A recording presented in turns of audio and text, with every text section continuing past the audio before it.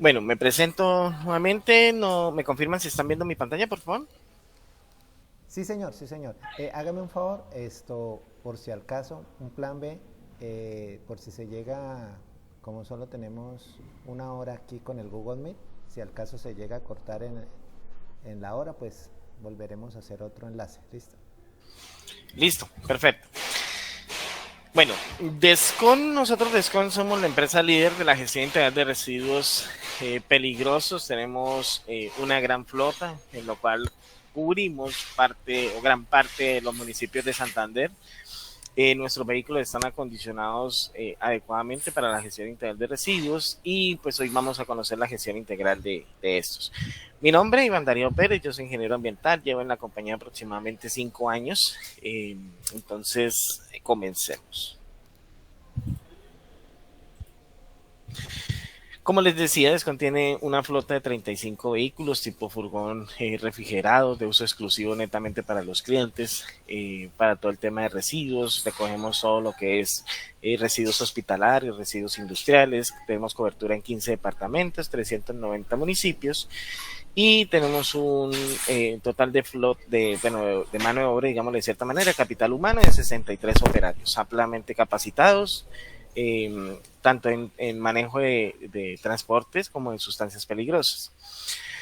Comenzamos a conocer un poquito más de residuos a través de los aspectos legales de la norma. El decreto 1076 es un decreto único reglamentario del sector ambiente. Aquí reúne toda la legislación que tiene Colombia en cuanto a temas ambientales. Aquí no solamente van a encontrar, digamos, residuos peligrosos, también van a encontrar licencias ambientales, concepción de aguas, vertimientos, etcétera. Decreto 4741, que está incluido dentro del decreto 1076, este decreto me permite eh, a mí, digamos, conocer más del tema de residuos, me habla de 7 características de peligrosidad, más adelante se las voy a explicar y digamos es exclusivo como para el sector industrial. Sin embargo, también tiene unos factores importantes que aplicamos en el sector hospitalario. Ahora, hay que entender que cuando hablamos del sector industrial, son aquellas empresas que de cierta manera manejan algún tipo de hidrocarburo o de alguna manufactura que genera ese tipo de residuos. No hablamos del sector hospitalario, son esas entidades que prestan algún tipo de servicios a la salud pública, digámoslo de cierta manera. Eh, Más adelante, precisamente en el decreto 351, les explico un poco más de este tema. El decreto 1609 del 2002, este decreto reglamenta el parque automotor precisamente para las sustancias peligrosas. Aquí me dice que yo acondiciono mis vehículos de cierta manera para que cumplan la norma. Este decreto también se encuentra en el 1079, que es precisamente el de transporte.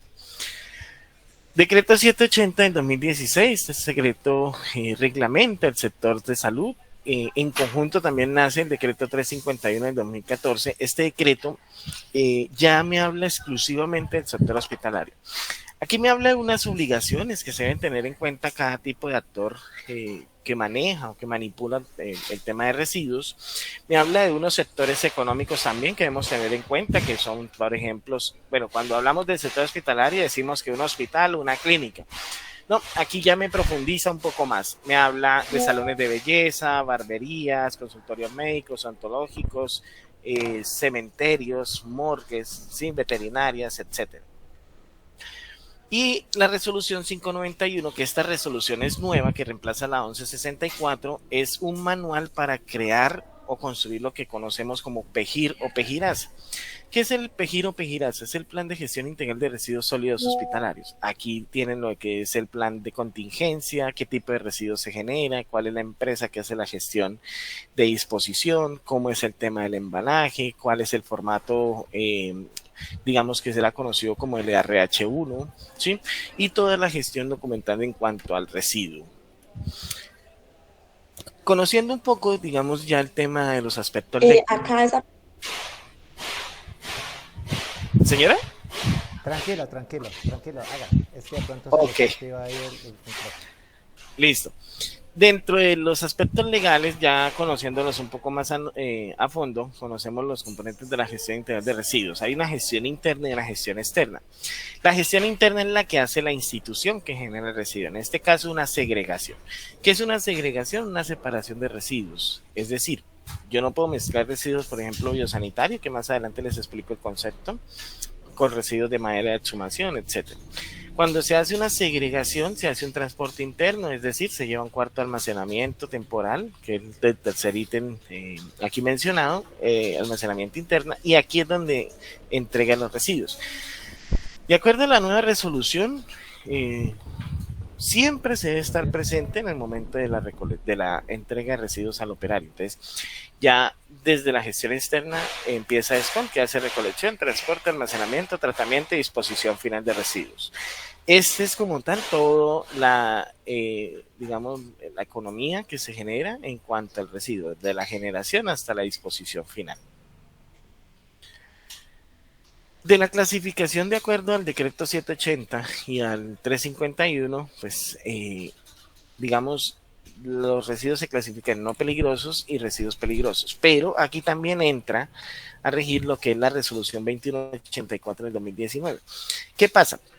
Esta resolución 2184 ya es obligatorio cumplimiento para toda institución, sea pública, sea privada, sea industrial o sea hospitalaria, en lo cual me menciona que nace la canica blanca para residuos aprovechables. Cuando hablamos de aprovechables, cartón, papel, plástico sin contaminantes. Se transforma en la verde, que aquí serían los orgánicos aprovechables, todo lo que es cáscaras de fruta, verdura, alimentos no cocidos. La no aprovechable es que sigue siendo para residuos que comúnmente se llevaría, que generalmente se llevaría a un relleno sanitario como el barrio común, servilletas, y la roja que sigue siendo peligrosa, que aquí entra todo lo que es riesgo biológico e infeccioso. Ya vamos a hablar exclusivamente del sector al cual pertenece. ¿Listo? Este riesgo biológico se habla de biosanitarios, cortopunzantes, anatomopatológicos, hay falta animales muertos, también madera de exhumación, químicos, etcétera, y otros tipos de residuos. Como les decía, esa resolución modifica la 668 del 2016 y pues esta es la clasificación que deberíamos tener ahora todas las instituciones. Esta resolución, la 2184, como les mencionaba anteriormente, es obligatoria, en lo cual el Ministerio de Vivienda y Territorio y el Ministerio de Ambiente, en cualquiera de sus, digamos, entidades, puede hacer unas visitas y pues pueden hacer una no conformidad con la no implementación de estas canecas, entonces es importante tenerla. Recordemos, la blanca, residuos aprovechables, lo que es papel, cartón, vidrio no contaminado y metales. Residuos orgánicos aprovechables, restos de comida, desechos agrícolas y residuos no aprovechables, que sería la negra, papel higiénico, servilletas, papel o cartones contaminados con comida. ¿Se acuerdan que cuando empezamos a hablar de aspectos legales, yo les mencionaba que habían 7 características de peligrosidad? Una característica de peligrosidad es precisamente un elemento que puede afectar el medio ambiente o la salud pública. Encontramos que hay corrosivos, reactivos, explosivos, tóxicos, inflamables, biológicos o patógenos y radioactivos. Cuando un material se contamina con uno o más características, pues pasa a ser automáticamente residuo peligroso. Y aquí es importante conocer estas características porque el residuo se debe categorizar en alguna de estas situaciones. Por ejemplo, cuando estamos haciendo un retiro, una exhumación, generalmente se va a generar la madera, ¿cierto? Esa madera, que son de los ataúdes, es peligroso. Dentro de estas 7 características de peligrosidad, ¿dónde la podemos agregar? En el biológico o en el patógeno, ¿sí? Y así sucesivamente con cada tipo de residuos que se generan. ¿Qué es? Y ya conociendo un poco los conceptos, ¿qué es un residuo biosanitario? Pues es un elemento que está contaminado con algún tipo de fluido corporal. Aquí hablamos de guantes, hablamos de guantes, de gasas, hablamos también de las batas que se utilizan, etc. Los residuos cortopunzantes son aquellos que tienen características punzantes o cortantes, ¿sí? Y estos residuos exclusivamente deben ir en un guardián. No se pueden entregar que en bolsa, no se pueden entregar que en botellas de gaseosa, no. Hay un guardián, más adelante les muestro uno. Los residuos anatomopatológicos son residuos que tienen parte del cuerpo humano. Se encuentran en dos estados, líquido y sólido. La parte sólida, pues la amputación, bueno, sí, una amputación, una biopsia, etcétera. La parte líquida es el fluido como tal, sangre, orina, etcétera. Otros tipos de residuos encontramos los reactivos, medicamentos y madera de exhumación, que son aquellos residuos provenientes precisamente de la exhumación en los cementerios, como los ataúdes. Aquí hay una imagen, no sé si la alcancen a ver, pero es una imagen, digamos, de esos ataúdes.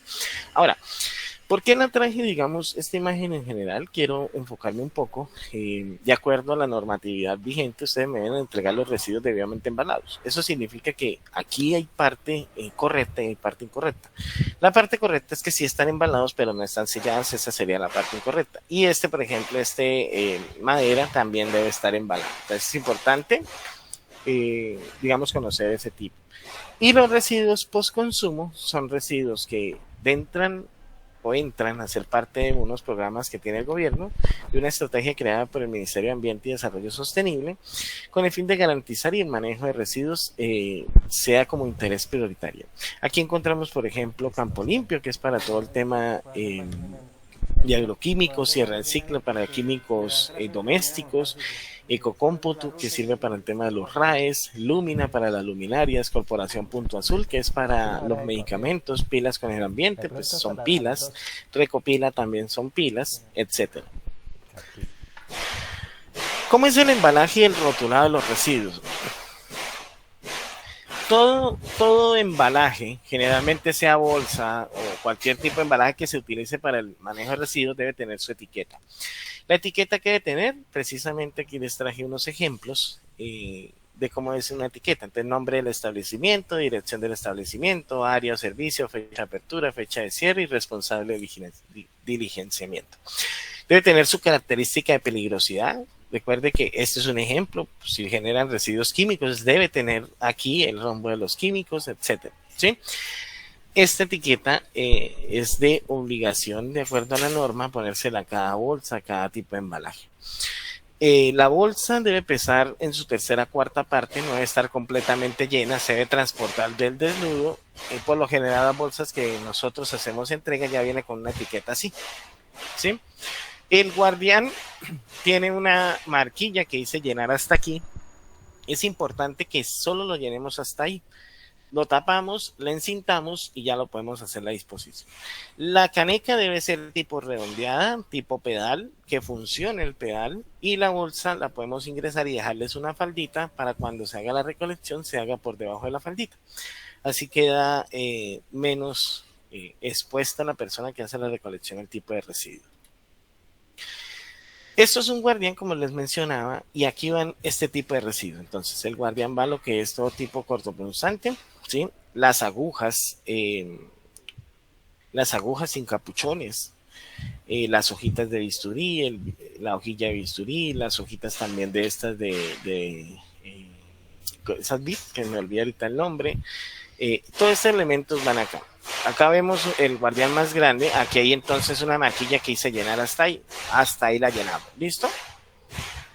¿Por qué es importante conocer todo lo que hemos visto? Conceptos, residuos, embalaje. Digamos porque hay unas obligaciones. ¿Se acuerdan que en decreto 351, que tanto me enfoqué en tema de residuos, su artículo 7, si mal no recuerdo, me habla precisamente de las obligaciones del generador? ¿Y quién es el generador? La persona, la entidad que genera el residuo. Primero, formular, implementar, actualizar y tener a disposición las autoridades ambientales lo que es el PEGIRO-PEGIRAS. ¿Qué era el PEGIRO-PEGIRAS? Era el Plan de Gestión Integral de Residuos Sólidos Hospitalarios. Capacitar al personal encargado de la gestión integral de residuos, que es precisamente lo que estamos haciendo, que por cierto, aquí doy una cuña.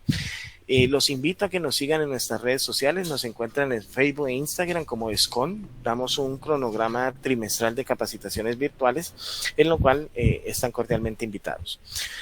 Contar con un plan de contingencia actualizado para atender cualquier accidente o eventualidad, entregar al transportador los residuos debidamente embalados, envasados y etiquetados. Y yo aquí le agregaría Otra, que serían segregados. Recuerde que una segregación es separación de los residuos de acuerdo a su composición.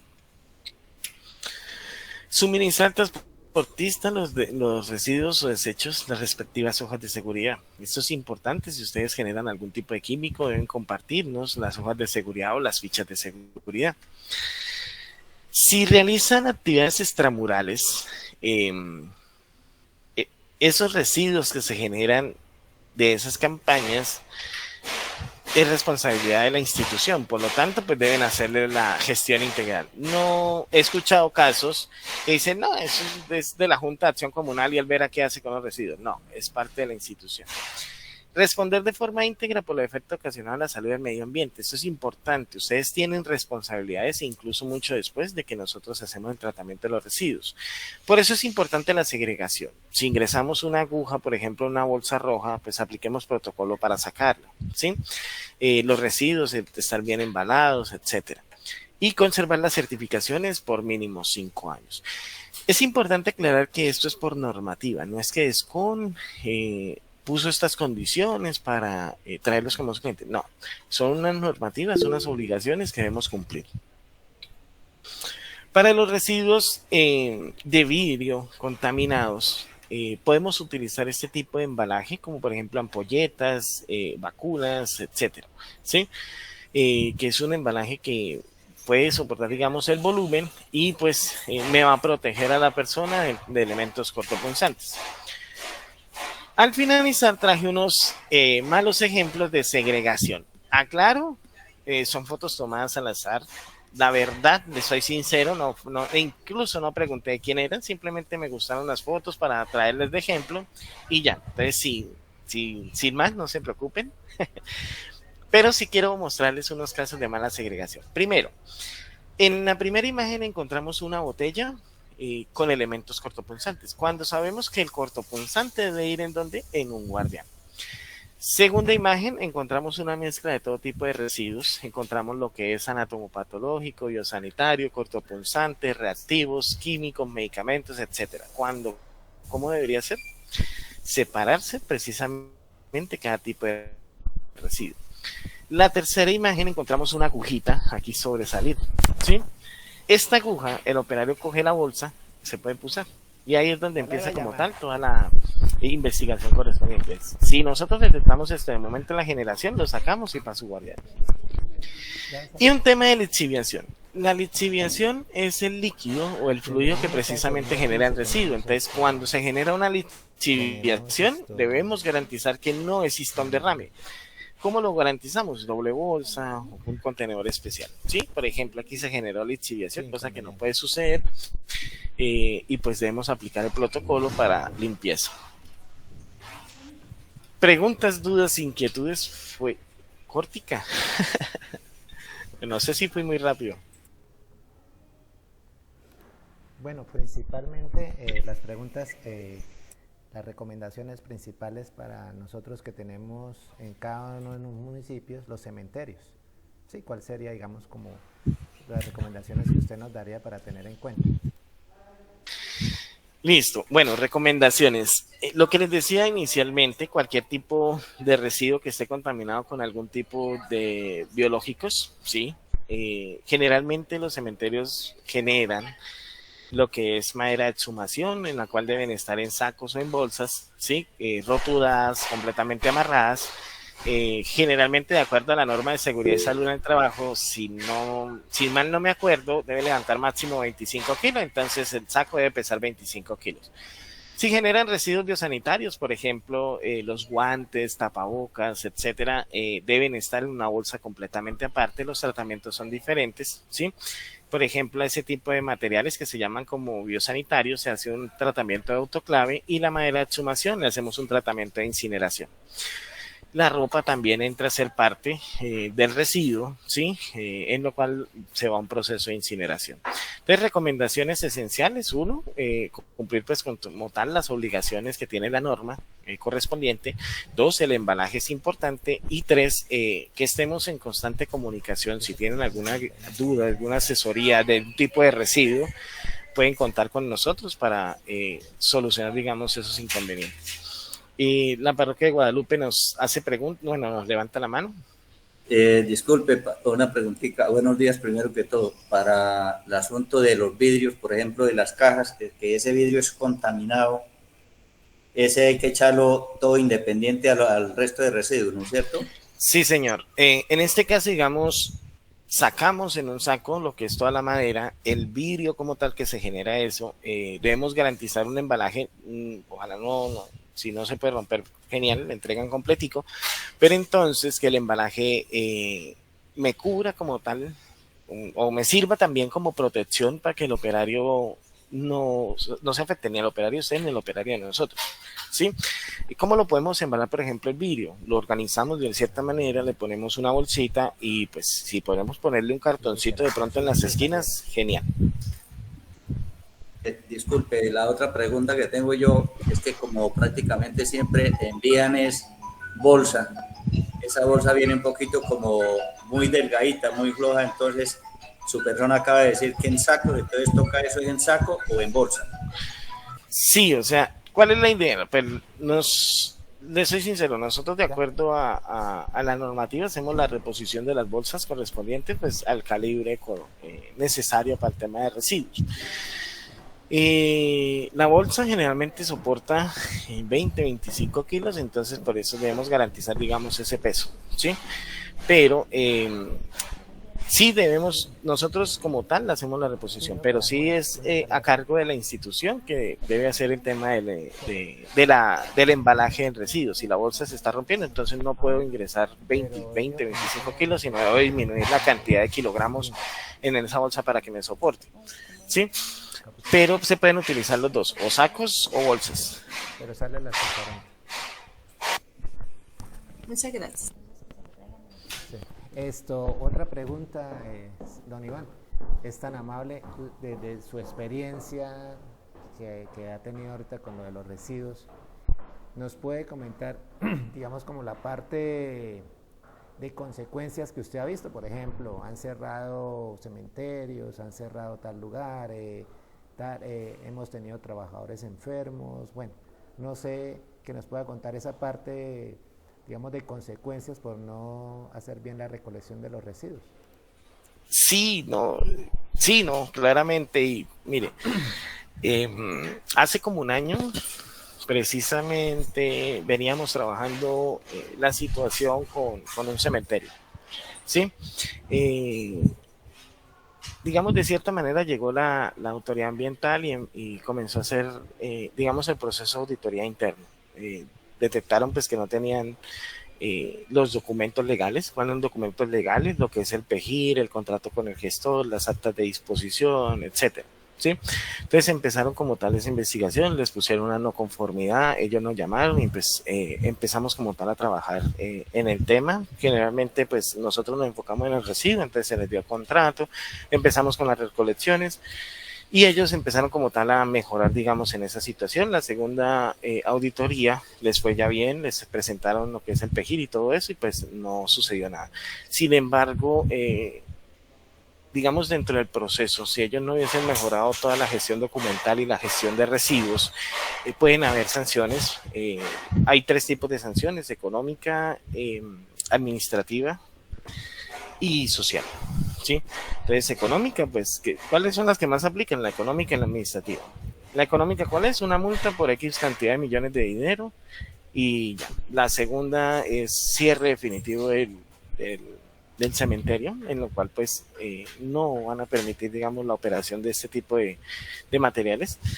Y todo como tal, esa situación. Entonces, para evitar siempre debemos cumplir la norma. Además, la norma es específica, precisamente la 351 me habla de los sectores comerciales que deben manejar algún tema de residuos. Y ahorita la 591 es más específica también para el tema del PEGIR. Entonces, sí debemos empezar a aplicar como tal precisamente los conceptos de la norma y de empezar a aplicar también el mejoramiento de los documentos. El PEGIR se va a actualizar todos los años, puede ser que no cambie como tal el documento, pero sí las fechas, los gestores, los tratamientos. La 591 me dice también el tema de las recolecciones, de las frecuencias, incluso me informa ¿qué frecuencia yo debo tener de acuerdo a la cantidad de kilogramos que genero? ¿Sí? Si soy pequeñito, igual debo tener una frecuencia y debo contratar una empresa para cumplir esa necesidad. Entonces, cuando no se cumplen las normas, pues pueden aplicar cualquiera de las 3 sanciones y pues la idea es evitar eso. ¿Sí? Una cuña comercial para antes de seguir con la siguiente pregunta. En el chat voy a dejar mis datos, mi nombre, mi cargo y pues mi teléfono. Soy de la empresa Descon y pues me pueden contactar mediante bueno, también les voy a dejar mi correo electrónico, me pueden contactar con este medio para mirar pues todo el tema de la cotización, de precios que nosotros manejamos para prestar el servicio. Listo. ¿Sí? Sí, señor, muchas gracias. Bueno, acá tenemos unas preguntas que nos hacen de varias parroquias. Bueno, usted ha conocido casos de personas que hayan tenido enfermedades por la mala manipulación o trabajadores, ¿no? Que hayan Sí, tenido alguna enfermedad por mala manipulación de los residuos. sí, lastimosamente sí. Digamos, una vez fue un operario a hacer una recolección de unos residuos, estaba mal embalado y no sé, se puyó, se punzó. Obviamente nosotros tenemos pues el protocolo para que, digamos, en caso de que eso suceda, poder minimizar el riesgo lo más rápido posible. Aplicando el protocolo y todo lo demás, sin embargo, pues el operario siguió en un proceso, es un proceso largo de 1, 2, 3 años, ¿sí? Dependiendo pues del organismo de la persona. Pero sí ha sucedido, digamos, esos casos por mal embalaje, un accidente que puede ocurrir, en lo cual pues la idea es evitar eso. ¿Qué se puede contagiar, digamos, el operario de diversas enfermedades sanguíneas, hepatitis, etcétera? ¿Sí? Entonces, digamos, al no hacer una debida segregación, un debido embalaje de residuos, podemos afectarle la salud de esa persona, podemos afectarle su familia, porque recuerden que pues, una persona no tiene una buena condición de salud, pues también tiene problemas familiares, ¿sí? Con el traslado y todo eso. Entonces, todas esas situaciones nosotros las podemos evitar. Ahora, hay que también pensar en una cosa. No solo la manipulación de los residuos van a ser 2 o 3 personas, pueden manipularla incluso hasta 10, 15 personas, ¿sí? Y si hacemos una mala segregación, entonces puede ser que las 5 primeras no pasó nada, gracias a Dios, pero de ahí para abajo tengo otras personas que pueden tener afectaciones. Entonces sí es importante hacer la segregación. Lo otro, nosotros pues como tal en Descon no somos un ente de control, pero sí somos un ente que asesora o ayuda, digamos, en todo este tema. Cuando suceden estos casos, digámoslo, dentro de la compañía, generalmente tenemos un acercamiento con la institución, vamos y reforzamos en capacitaciones, vamos y hacemos asesoramiento e incluso vamos y miramos el cuarto de residuos, damos unas pausas precisamente para que la persona o la entidad pueda mejorar su situación y no agrave, digamos, o no se agrande más el problema, ¿sí? Cuando digo agrandar, puede ser que se involucren entes de control, Ministerio de Trabajo, Ministerio de Salud, Secretaría de Salud, etcétera. Entonces es una situación que de pronto se puede evitar. Y como les decía, es un tema de responsabilidad compartida. Entonces, que ustedes me entregan los residuos y ya me limpio las manos y yo, no. Todo es un tema de comunicación. Nosotros debemos ser una maquinita que todos sus engranajes funcionen y por eso debemos estar en constante comunicación. Listo, sí, ¿Listo? señor, muchas gracias. Acá me preguntan de la parroquia de Barichara. Ay, qué pena. No, sí. De la parroquia Barichara. Dice, ¿qué tipo de saco se debe usar si es de fique o de plástico? Generalmente los he conocido el de plástico, que generalmente entregan esto, pero ¿cuál es la idea del embalaje? Uno, que el residuo quede pues internamente del material, ¿sí? O sea, no se vaya a romper ni nada por el estilo. Y dos, que si hay alguna fuente de lixiviación, sea controlada. Es decir, que cuando levanten el saco, cuando levanten la bolsa no escurra, sino pues se contenga, digamos, ese líquido dentro del material. Generalmente recomendamos que sea en bolsa porque pues es más eficiente, digamos, para contener ese tipo de materiales, pero lo que yo les decía anteriormente, de acuerdo a la cantidad de peso que soporte la bolsa. Listo, acá tiene otra pregunta. Señor Iván, los tubos laterales de los cajones, que normalmente son metálicos, ¿también deben ir separados o en el mismo empaque de los vidrios? Todo separado de acuerdo a la composición. Por ejemplo, en ataúd, una bolsa para la madera, una bolsa para vidrios, una bolsa para los metales. Debemos separarlos, sí. Perfecto. ¿De pronto alguna persona tiene alguna otra pregunta para el señor Iván? Por favor, que abra su micrófono y le preguntamos.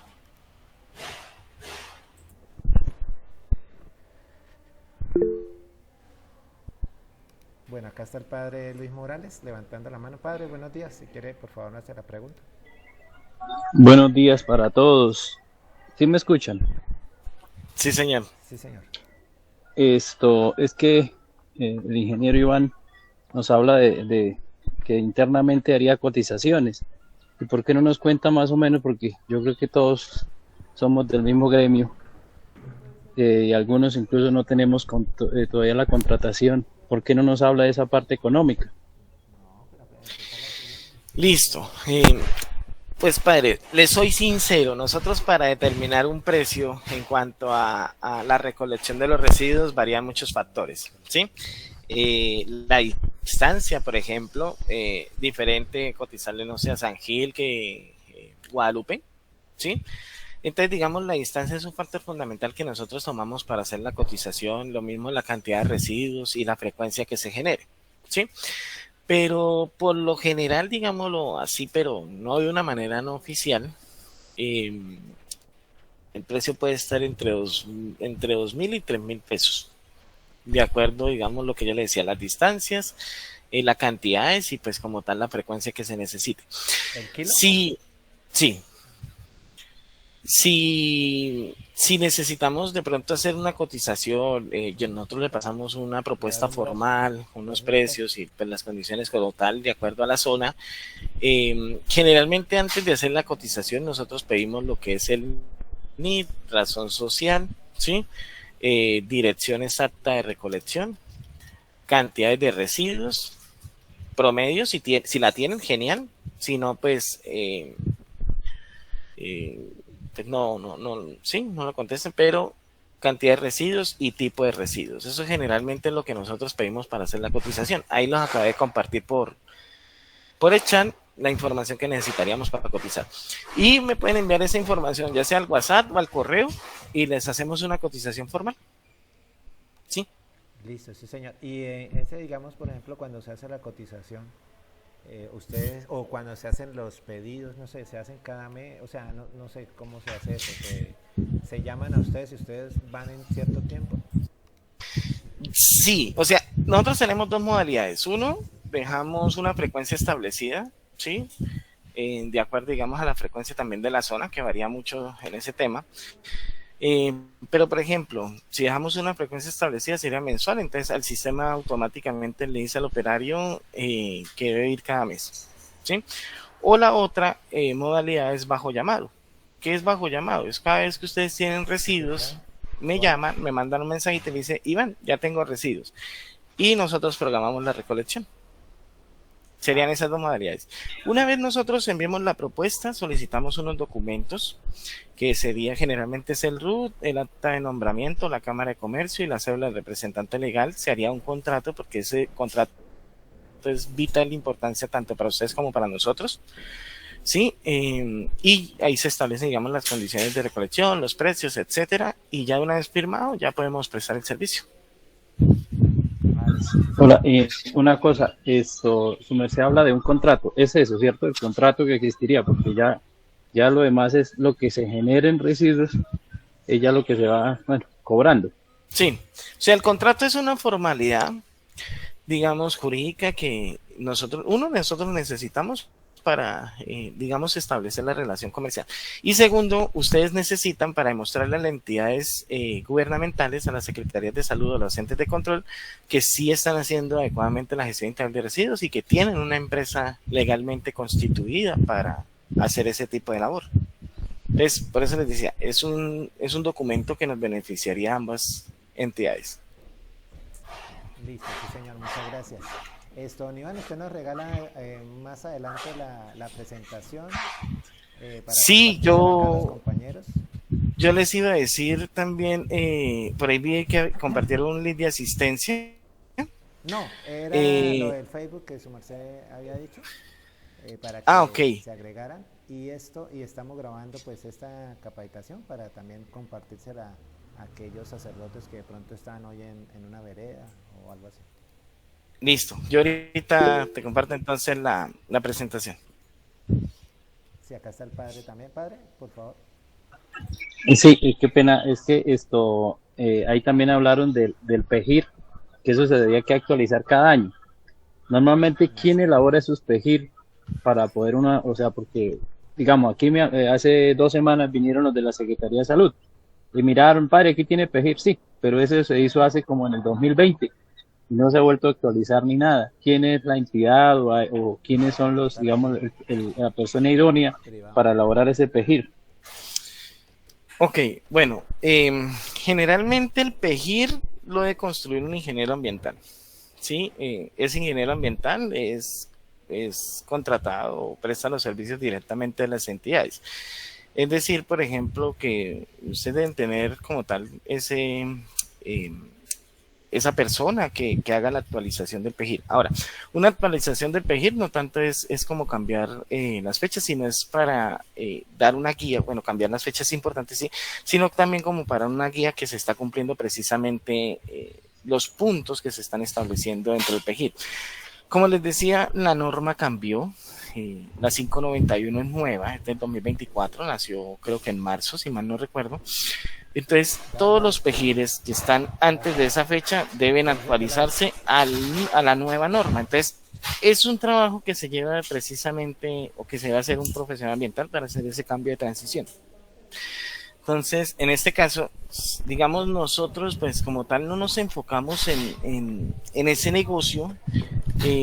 Damos asesorías muy, digamos, muy específicas, pero sí ya la creación o la actualización del documento sí ya sería por parte de la institución a través de una persona con conocimiento para hacer el PEGIR.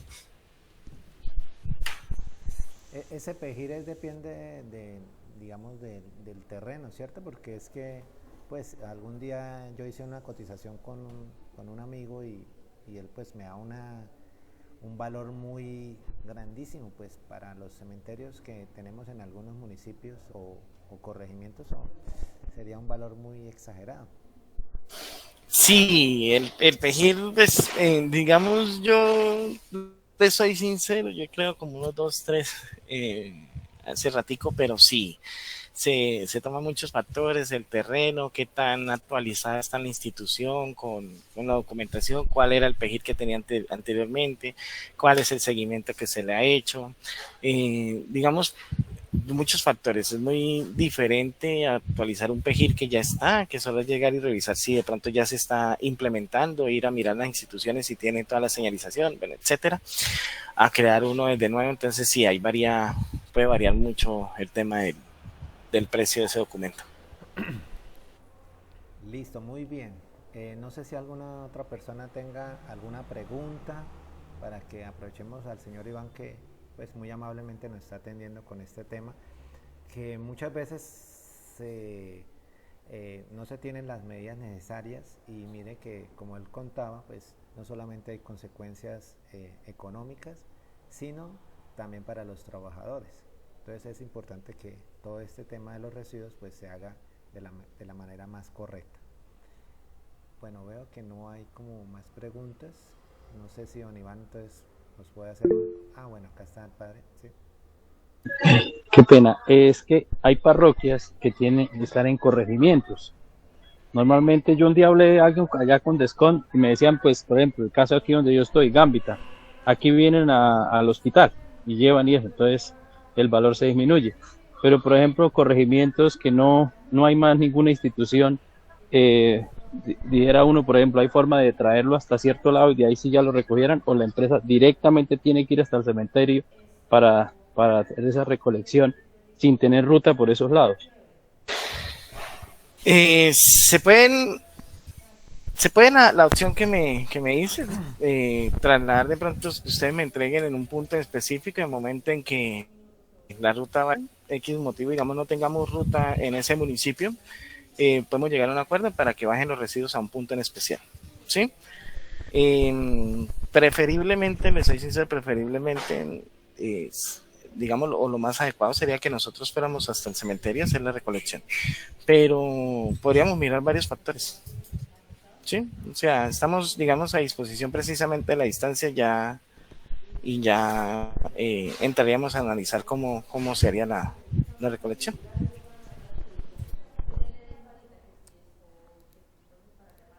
Listo, sí, señor. Muchas gracias. Bueno, señor Iván, le agradecemos su colaboración, su atención. Para todas las personas, ahorita les voy a compartir entonces nuevamente por el WhatsApp el teléfono y el contacto del señor Iván, y ya pues con él se contactarán directamente. ¿Listo? Bueno, entonces muchas gracias a todos, gracias por la colaboración y gracias, señor Iván. Muchas gracias, que tengan un muy buen día. Muy amable, muchas gracias. Muchas gracias.